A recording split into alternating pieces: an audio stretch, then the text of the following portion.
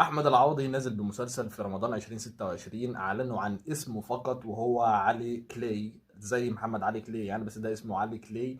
وبصراحة يا جماعة طبعا انا مش متفائل اكيد، يعني اي حاجة لاحمد العوضي انا مش بكون متفائل بيها، لان انا دايما بحس ان هو عامل مسلسل مثلا طويل بتاع مثلا 200 300 حلقة، وقاعد كل رمضان بينزل لنا منه حتة، يعني نفس كل حاجة، نفس تسريحة الشعر، نفس المنطقة الشعبية، مش عارف إيه. يعني انتوا عارفين لما سمعت اسم علي كلاي واحمد العوضي حسيت ان هو مثلا هيعمل لنا حاجه شبه من ظهر الراجل، اللي هو بقى بيلعب ملاكمه ونفسه يحترف بس هو مش محترف، بس مش عارف ايه، والبنت الجيران بتحبه بس اخوه مش عايز يجوزها له، في واحد تاني بيحبها.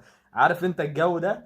اتمنى انه يخيب التفكير اللي في دماغي ده خالص، وانه يعمل لنا حاجه جديده، بس ده بنسبه 95% مش هيحصل. انا متوقع تماما ان المسلسل هيكون زيه زي اللي قبله، زي اللي قبله، زي اللي قبله، وطبعا هيكتب ان هو ترند رقم واحد والكلام ده. بس انا اتمنى بصراحه ان اشوف حاجه حلوه من احمد العوضي ولو لمره واحده. واتمنى اسمع رايكم انتوا في الكومنتات، وما تنسوش اللايك، وتابعوني بنزل محتوى عن التمثيل. وسلام.